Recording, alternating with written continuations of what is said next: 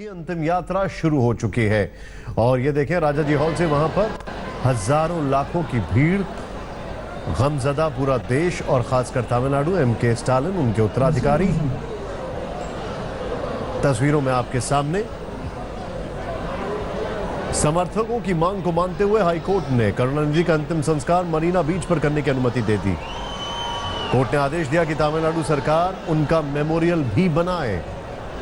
Fortunately, last 2 days, the situation has been totally changed, and today we are seeing that he is no more. Tamil Nadu के पूर्व, ये देखिए शरद पवार इस वक्त, He is no more with us. But the part which he has shown to the people of India, not only in Tamil Nadu but whole country, that we will never forget.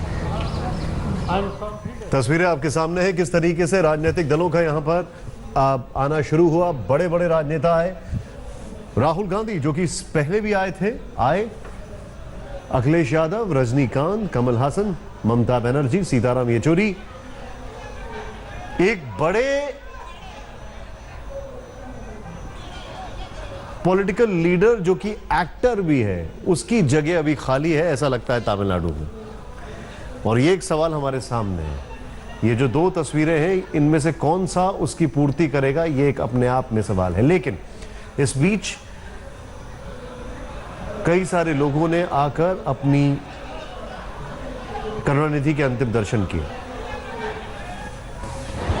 Ashutosh Mishra हमारे साथ हैं। आशुतोष, एक एक चीज बताएं, क्या है आपकी आंखों देखी? अब आ रहा है सही? आशुतोष, आप अपनी आंखों देखी बताएं, क्या क्या देख रहे हैं आप, बताइए।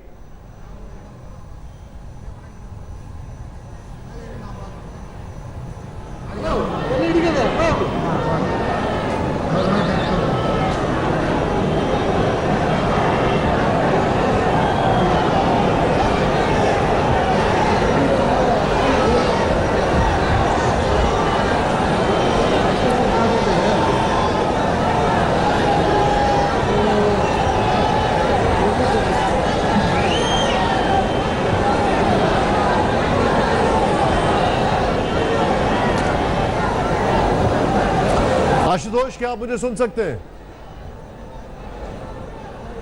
राजाजी हॉल के ऊपर से ये देखें आप किस तरीके से तस्वीरें आपके सामने आ रही हैं। ये ड्रोन से ली गई तस्वीरें हैं। हजारों लाखों की भीड़ वहां पर, एम करुणानिधि, उनकी अंतिम यात्रा।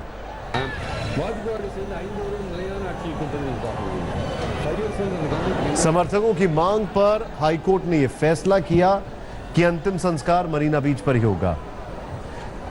आशुतोष, क्या आप मुझे सुन सकते हैं?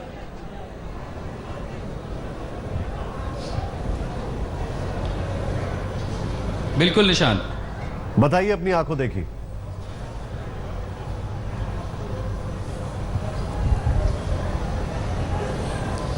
निशान देखिए, अब चूंकि 4 से 5 बजे का वक्त दिया गया था जब एम करुणानिधि का पार्थिव शरीर राजा मेमोरियल जहां पर रखा गया, जहां सुबह से लोग दर्शन कर रहे थे, उनके आखिरी दर्शन वो ही निकलेगा। और यहाँ पर मैं इस समय मरीना बीच पर हूँ, उसी जगह पर जहाँ वो आखिरी समाधि, आखिरी रस्म अदायगी के बाद उन्हें यहीं पर दफनाया जाएगा। ठीक ये जो अन्ना स्मारक है जहाँ वो चाहते थे, और कहते हैं कि मरने के बाद भी जो उनकी आखिरी जीत वो भी हुई। और उसके बाद यहाँ पर समर्थकों का तमाम हुजूम आ चुका है। जो नेता हैं, वाइको समेत, ए राजा समेत तमाम जो नेता हैं तमिलनाडु के, वो यहाँ पर हमने उनको देखा है। साथ ही सेना की जो ब्रिगेड जो उनको पूरी तरह से राजकीय सम्मान देगी, वो भी यहाँ पर है। राज्य पुलिस की ओर से जाएगा।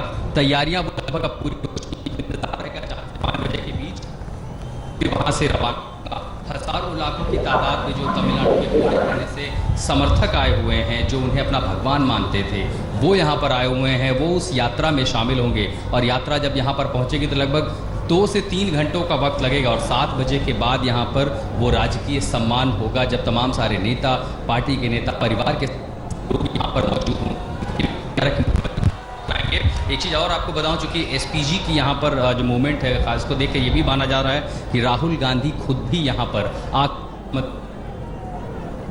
तमिलनाडु के पूर्व मुख्यमंत्री और डीएम के प्रमुख एम करुणानिधि का मंगलवार शाम 94 साल की उम्र में निधन हो गया। तस्वीरें आपके सामने हैं, ये देखें किस तरीके से उनके चाहने वालों में एक शोक की लहर है।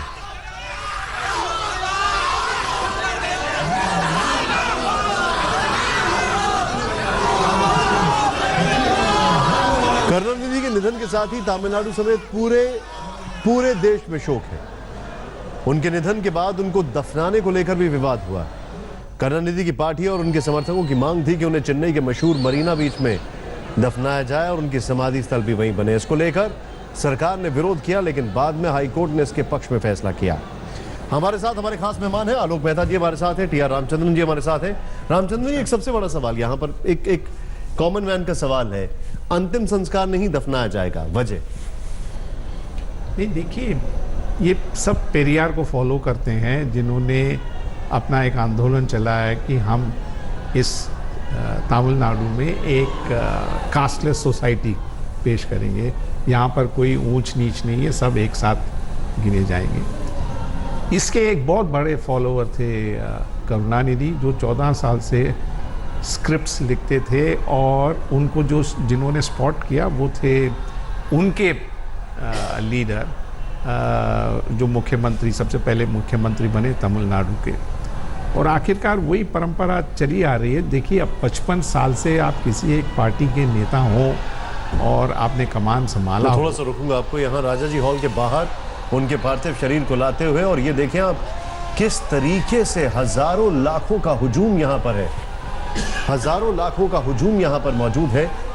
और यहाँ पर लोग बैठे हुए हैं, ये देखें आप किस तरीके से लोग यहाँ पर देख रहे हैं अपने नेता को, अपने नेता के आखिरी दर्शन करते हुए। 1971 में पहली बार मुख्यमंत्री बने। बड़ी गौर करने की वाली बात यह है कि जब पहली बार चुनाव जीता 1957 में, तब देश के प्रधानमंत्री थे पंडित नेहरू।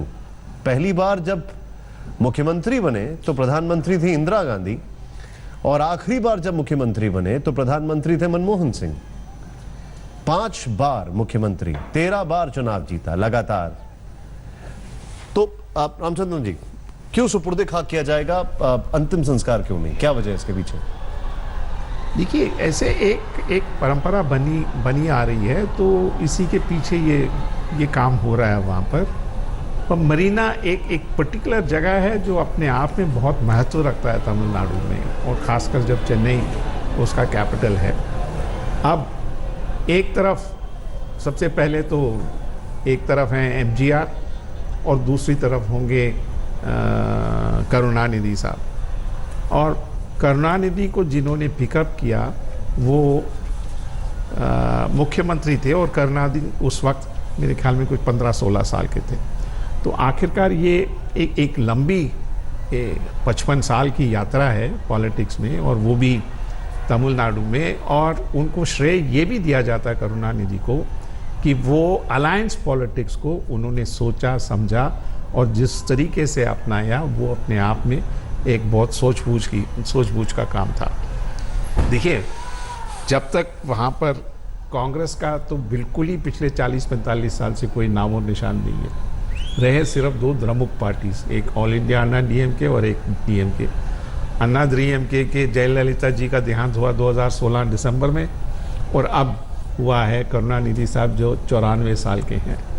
तो आखिरकार आप पूरे स्थिति को देखेंगे तो एक ईरा था, स्पेशल ईरा जो करुणानिधि का बन गया था, और उसके बाद जो अब उथल पुथल होने वाली है, जो लगता है कि 2019 के जनरल इलेक्शन से पहले कुछ वातावरण बदलेंगे, उसका मेरे ख्याल में ये मैं आपसे सवाल पूछूंगा। देखिए, इस वक्त हमारे साथ आलोक जी भी हैं और हमारे साथ श्रीनिवासन जी भी हैं, और डॉक्टर मनीषा प्रियम भी इस वक्त हमारे साथ जुड़ चुकी हैं।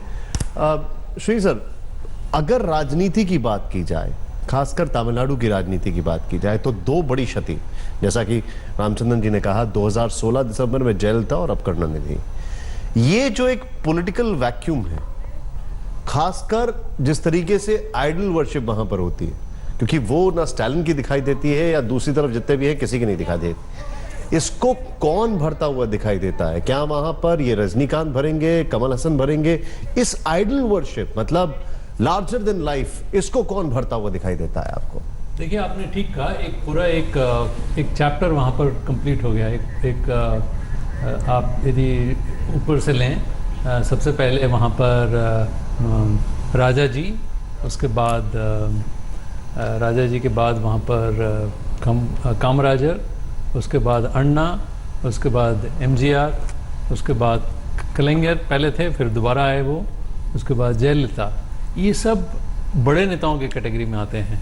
जयललिता उनमें एक्चुअली सबसे जूनियर नेता जयललिता ही होंगी, और इनके सबके और ये इन सब का कद जो है काफ़ी ऊंचा था, और जैसा आपने कहा इनका जो पर्सनालिटी उतनी बड़ी थी कि इनका आइडल वर्शिप होता था, उनको पूजा जाता था।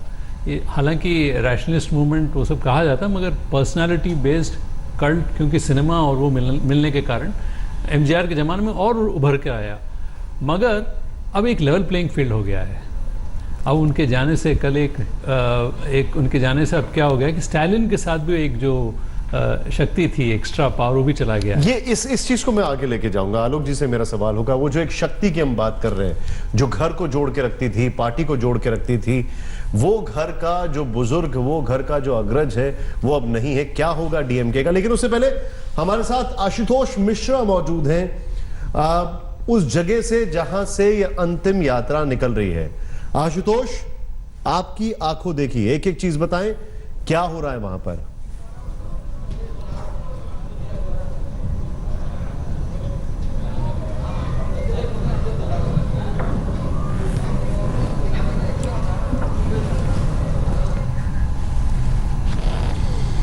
आशुतोष तक हम शायद नहीं पहुंच पा रहे हैं, वहां पर काफी भीड़। और ये देखें आपके सामने जो हम तस्वीरें दिखा रहे हैं, पूरे राजकीय सम्मान के साथ, ये देखें आप, ये उनके पार्थिव शरीर को ले जाते हुए, और ये किस तरीके से, और एक शख्स जो बिना आराम किए करता रहा काम, अब वो आराम कर रहा है। उनके ताबूत पर ये लिखा गया है, देखें आप, एक शख्स जो बिना आराम किए काम करता था, अब वो आराम कर रहा है।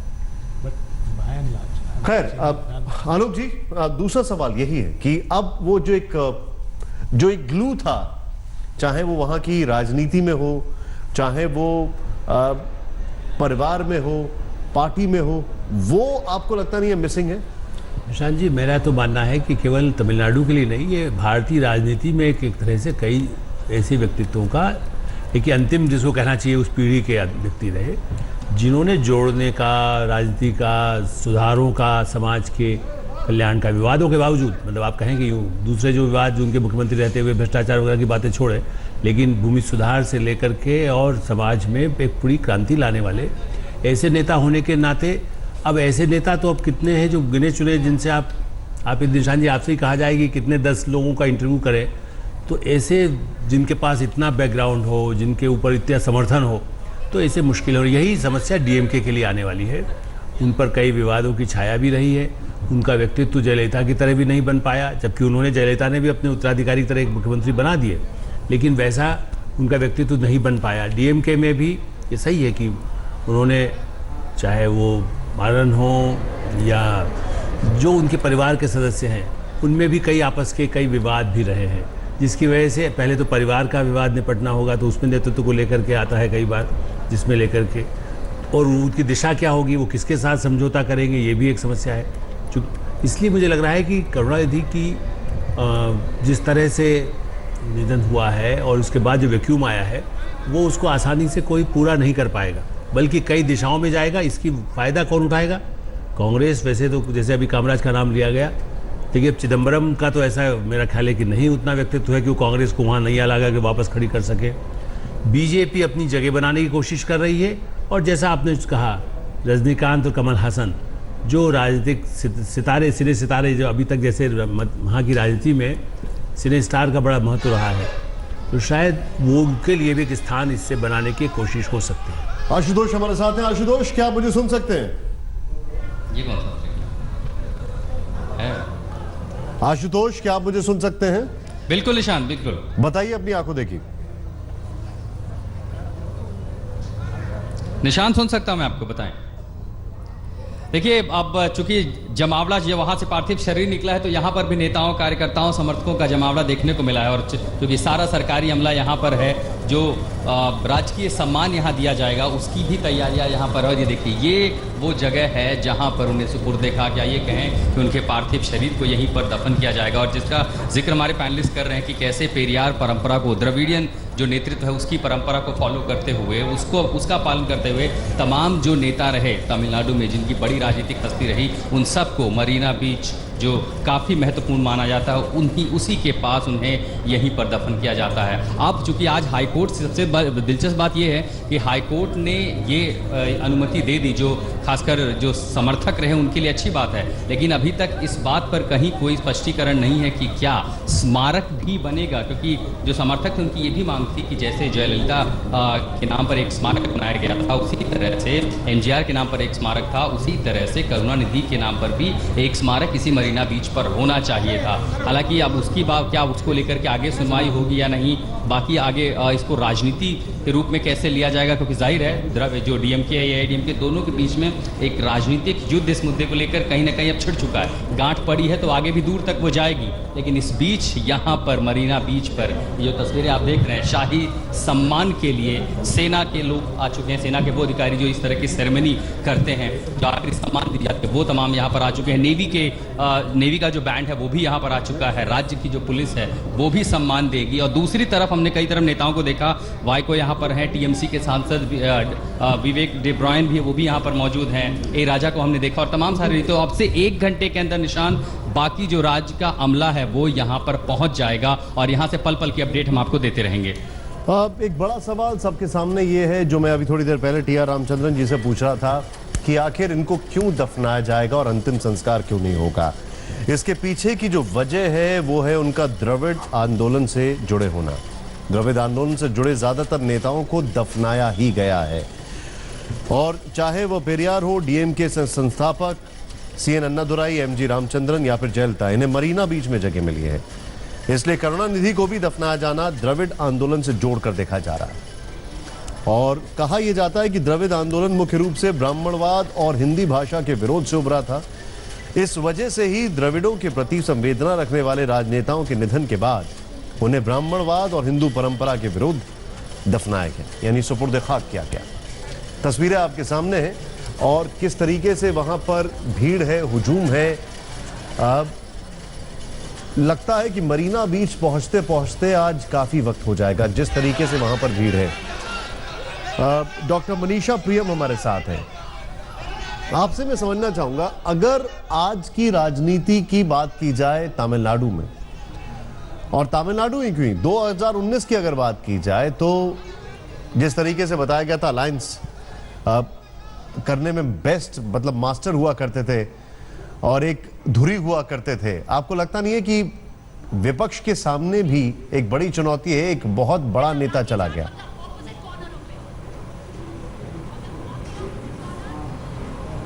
देखिए, एक बहुत बड़ी चुनौती है। जब तक करुणानिधि थे तब तक उत्तर भारत का हर नेता जो वैसे किसी पॉलिटिकल एक्सपेरिमेंट में विश्वास रखता हो, जिससे कि एक फेडरल पॉलिटी जो है वो उभर के आए, वो नेता या वैसे पॉलिटिकल एक्सपेरिमेंट्स करुणानिधि के दरवाजे तक ठकठकाते हुए ज़रूर पहुंचते थे।